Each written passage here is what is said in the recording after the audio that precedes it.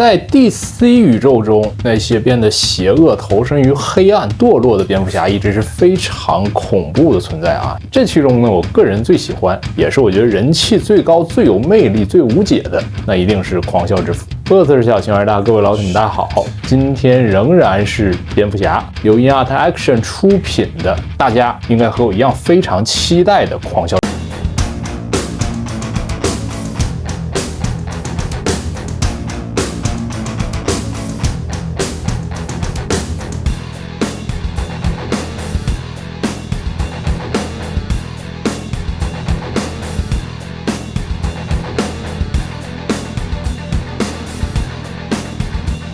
这个外盒的整个风格和之前那个红死魔相似啊，直接用了这个产品的实物照片做峰会。颜色方面我很喜欢啊，黑色向紫色的一个过渡，我觉得是在映射蝙蝠侠和小丑的一个结合。上层呢也有这种哈哈哈哈啊，包括鲜明的绿颜色、铁索以及云雾的组合，加上狂笑之父这样一个癫狂的形象。侧边 Batman 也用了哥特体啊，这个包装我觉得蛮喜欢。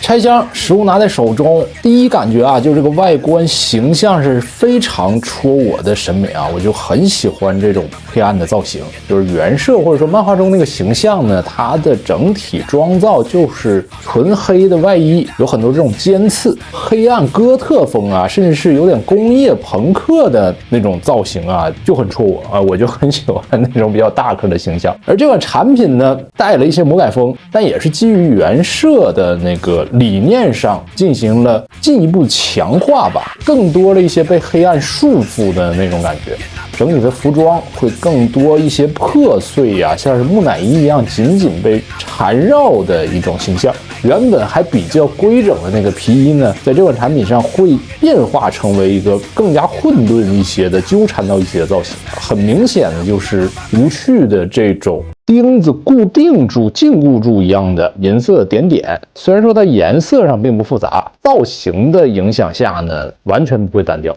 观感还是很不错。原设很漂亮的一些基础的造型，在外观妆造上有保留，像头部的这种尖刺头盔、大领子、大垫肩、随风飘荡的这个衣襟，同时呢，在这些部分也都有相应的一些强化。这个脖领啊、肩部啊，还有身后这些飘带，都会显得它整体的衣装造型更加的夸张。整体身材部分也是比较匀称，全高的话到这个耳朵尖大概18厘米，和之前红死魔相似的，会用到一些软胶的材质。后摆的这个衣襟，还有这些飘带啊，像是皮带一样的造型。尖刺部分的话会偏硬一些，头盔部分这两个蝙蝠耳朵竖起来的尖会更软一些，尖刺眼罩或者说头盔整体部分的精度要比全身的这个服装更加精细。中心铁环会有很重的做旧效果，而且呢没有因为是胶件啊就放弃了这种金属的光泽。头部造型基本就是小丑的很夸张这张嘴，惨白的肤色加烈焰红唇。同时呢，这次也是3头雕的配置，除了常态头雕以外，有一个挣脱开束缚、张开嘴、伸出舌头这个比较恐怖的造型啊，做了一个比较幻想的那种风格，像鲨鱼牙一样尖的、层层叠叠的，没有什么章法啊，这种罗列到一起的很密集的牙齿呢，我觉得会有更多猎奇恐怖色彩，或许是他的敌人看到他的一种恐惧中的幻觉啊，这个头其实我挺喜欢的。然后会有一个摘掉这个眼罩啊或者蝙蝠头盔的造型啊，原本的漫画中或者设定中，我的印象中它是没有摘掉过这个头部的造型的，这基本就是一个小丑啊，光头小丑，更加大颗一些啊，有点贼溜溜的感觉。我觉得这个想法蛮好的，因为我挺想把它这个眼罩就薅下来看看里面具体什么样了。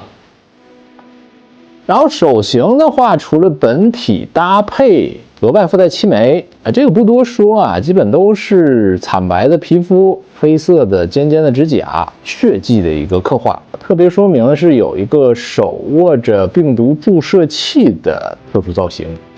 然后是本体的这个可动部分啊，头部做的是比较长一些的，修长一点这种形象。这个俯仰的角度要比我个人想象中更大。肩部是在后背固定的，能够提供避让。手臂的平举呀、曲肘部分，这个可动幅度也是 OK 的。内部也带有一个联动的关节，可以让大臂贴紧前胸。然后是腰胯部分啊，也是两段结构，向后幅度不算多啊，但是向前的这个幅度我觉得还比较大的。结合着它比较好的头部上抬角度，可以做出那种毛着腰向前去试探、引诱人家的那种感觉。然后是腿部侧踢，基本上能够达到180度啊，这比我想象中大啊。前踢90度空间，膝关节基本小腿是能够和大腿闭合，小腿中心部分还会有一个可供小幅度移动以及平转的关节。